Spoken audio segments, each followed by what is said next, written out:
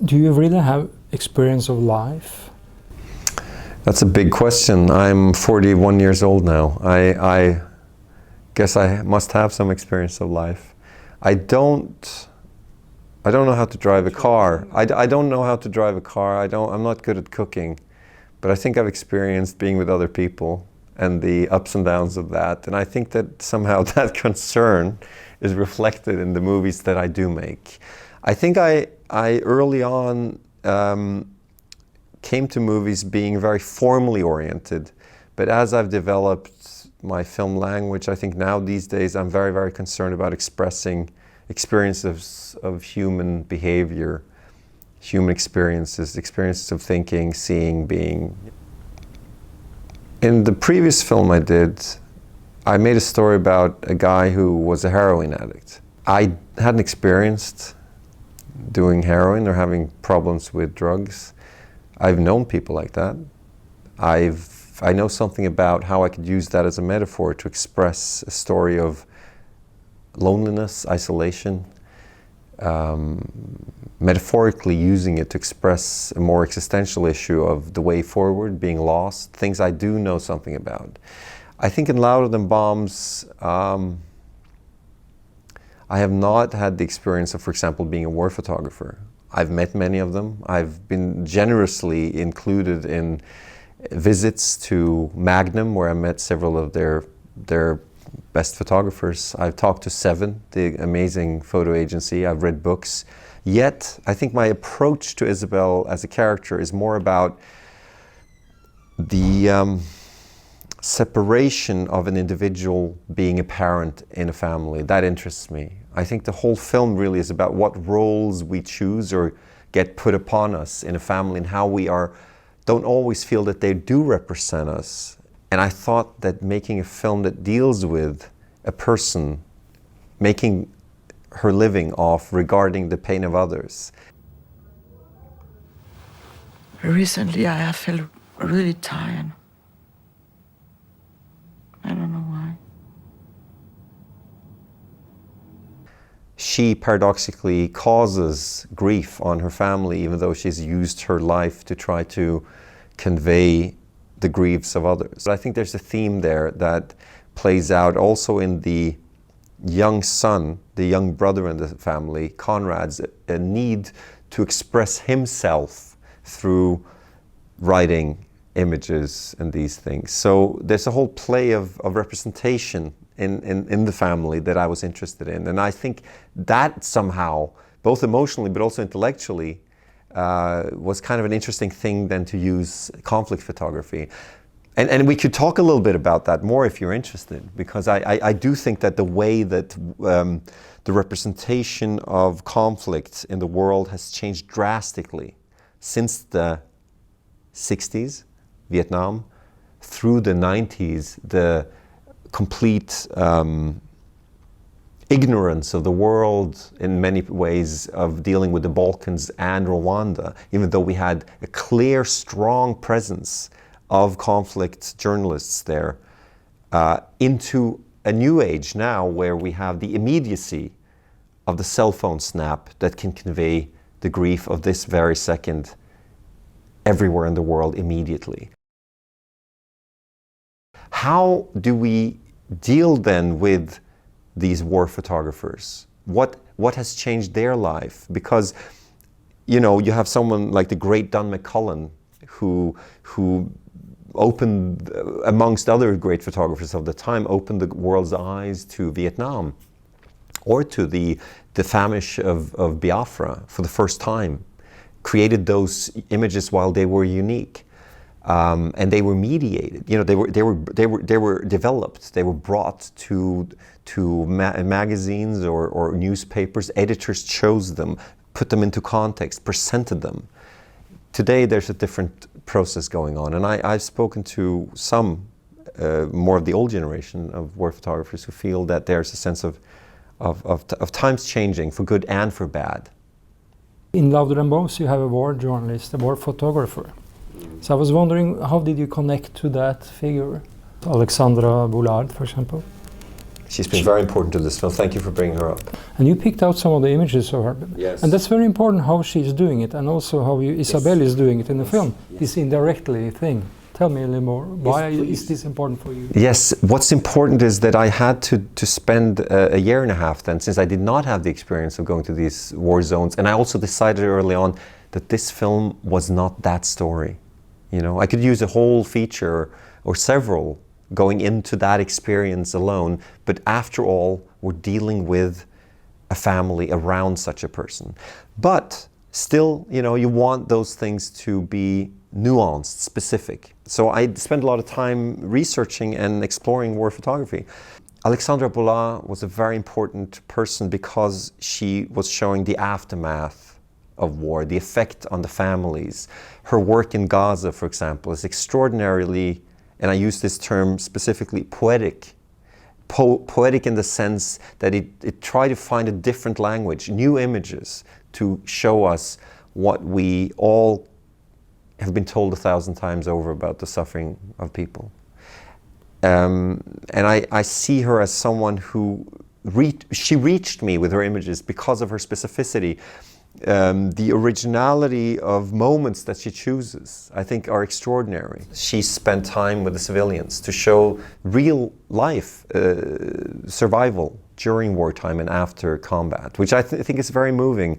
A lot of her work in the Balkans, particularly in Sarajevo, of a mother trying to play hopscotch with her daughter while crying and trying to sustain the normalcy of life during the terrors of daily attacks is heart-wrenching, but it still also gives us insight into the humanity of these people rather than to present people as icons of suffering. And I think there's something about that I felt was interesting. Then also the question of gender. I think, you know, we have people like James Nachtwey, fantastic war photographer, who can, in a different aesthetic, also express the particularity of human experience during wartime. But what was remarkable about Bola and also about Copagan, several female war photographers, particularly during processes of the attacks of the Middle East, war in the Middle East, is their access to family life,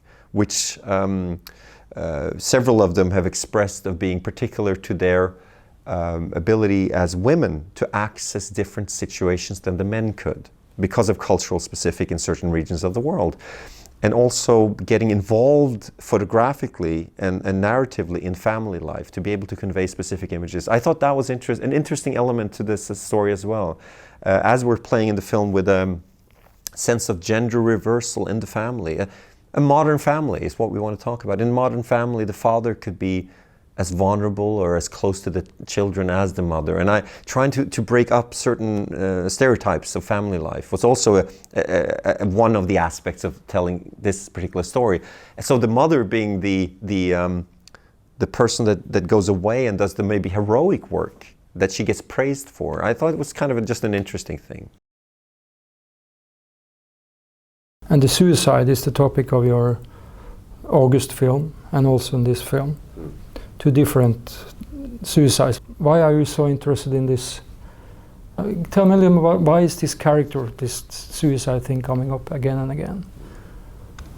I mean, there could be many reasons, also kind of private particularity, or, you know, like for reasons that are my own, but I think there's an existential dimension to these characters that I'm interested in, that deal with being lost, asking questions, loading the everyday with a different gaze because of the appearance of death, which in a strange way is what cinema also does. You know, like Roland Barthes says in Camera Lucida, he sees a picture of his mother. And he sees, oh, she was young, therefore she will be old, therefore she will die. And he realizes something fundamental.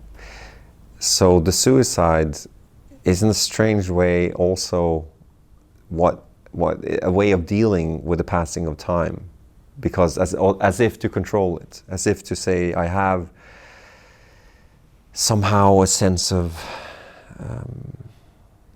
The transitory? Yeah, I can control the transitory. I can control time. I can control what I cannot choose because I can choose it. And therefore, somehow it's a consolating thought, but also a terrible one. And it points to the fact, both these films we're talking about, Oslo, August 31st, and Louder Than Bombs, are dealing with a sense of separation and loneliness, and a big need to want to transcend that and be together and connect. And the disconnectedness is heightened by the suicide because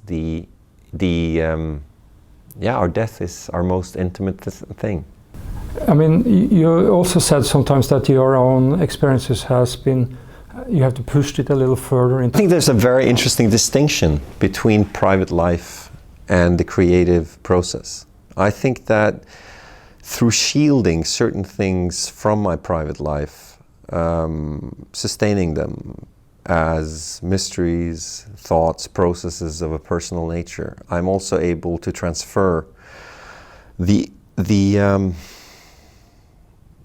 those questions are creatively stimulating and ultimately maybe can create art that is more open for others than necessarily the specificity of a personal experience. I've lost many friends, for example, to suicide in my life, and I've never felt a wish to express necessarily those particular destinies, but some questions that arose around those losses in my own life. In the film, you are using a lot of beauty. You're using music.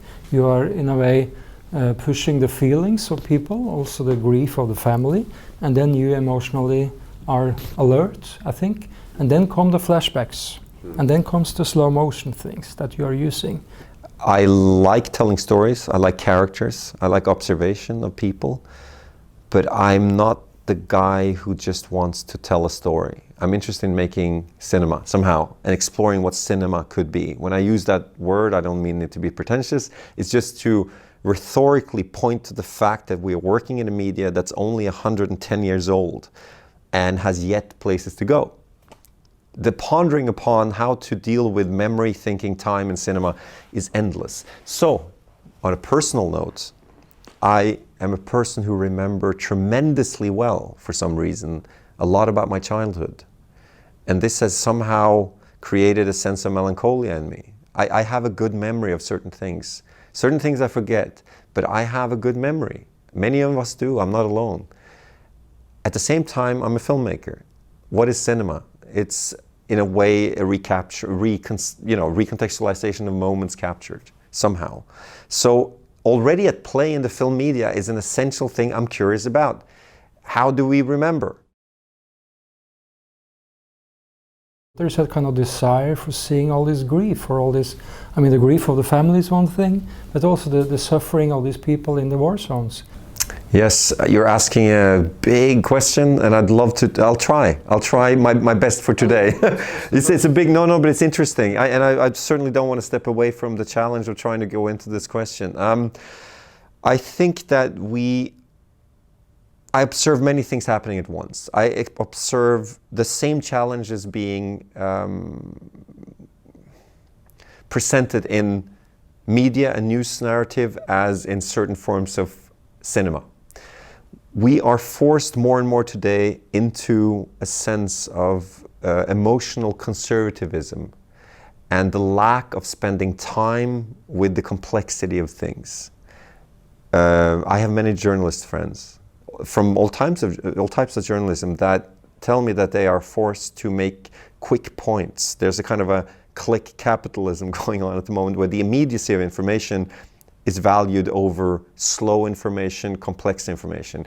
I sense also the same challenge in telling stories in cinema. There's some dramaturgic codes that are almost like sugar that will immediately gratify you as a viewer, straying slightly away from them and trying to find other interesting, provocative, hopefully, original ways of driving a narrative where you deal with subtlety, time, not necessarily slowness of time in terms of the narrative. I like pacey cutting, I like things to move and development, but the sense that you can somehow be ambivalent within the movie, be ambivalent within the news story, be ambivalent within an image, instead of being titillating. And these are the virtues that I'm interested in.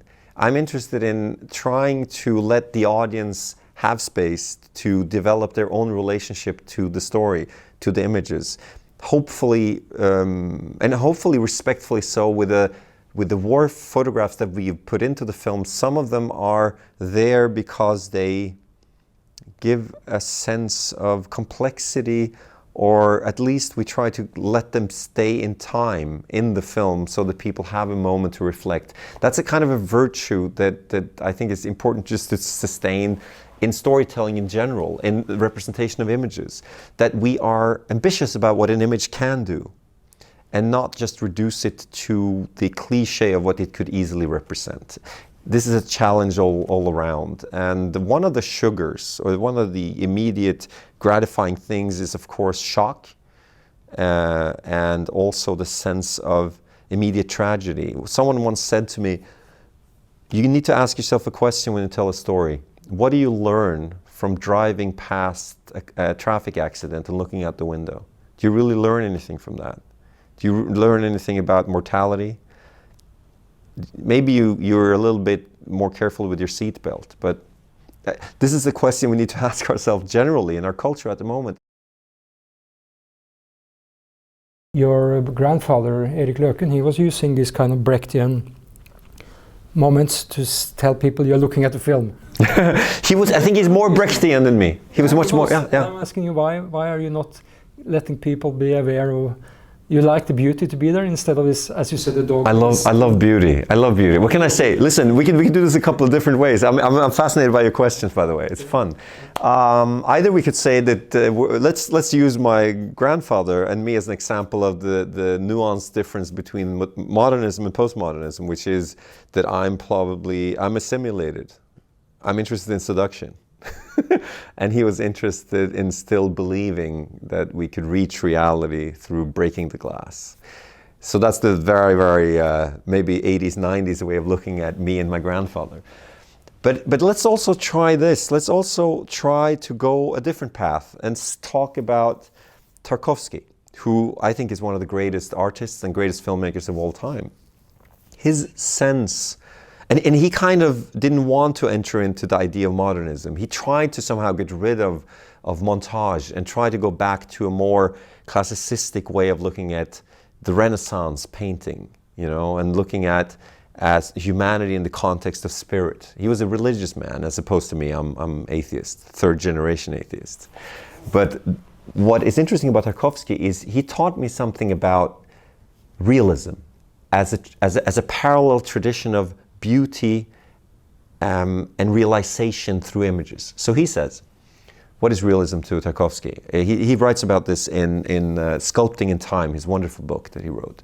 He says, if you walk down the street and you see a man walking opposite you, and you want to capture that moment of you seeing that man on film, you try to cast a man that looks like that man, and you try to put the camera where your eyes were at the time, and you shoot that, you capture nothing. Because that man maybe reminded you of your uncle, or your father, or maybe that day when you saw him and something in his eye caught you, you had just broken up with your girlfriend and you were melancholic. So he says it's the sense of mind and perception of mind that needs to be expressed to reach what he then talks about as a sense of realism. It's not the outer mimesis, the mimetic alone. It's the sense of perception in itself. And that's damn hard. That's complicated. I mean, and I think on some level, my very politicized grandfather, fortunately enough, was enough of a filmmaker to leave space for beauty in his movies. Maybe he wouldn't have wanted us to see the beauty, but I think there's still a sense of light, space, humans, movement in time, these things that cinema has at play, regardless of intention, that sift through his movies. And if you turn off the sound of his first film, The Hunt, and disposed of the Brechtian intention, and watch some people walking in the mountains, looking at each other, two men, a woman, a dog, there's great moments of poetry and truth there. that go beyond his intention. And this is what's fantastic about cinema, is that there's something else at play.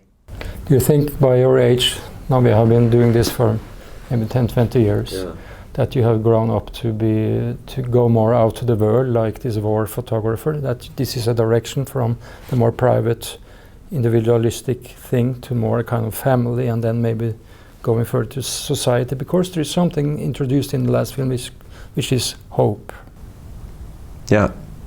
Why so? It could be random. I've actually pondered upon it. I've asked Eskil, who I write with, and I don't know. Yes, there is hope, and I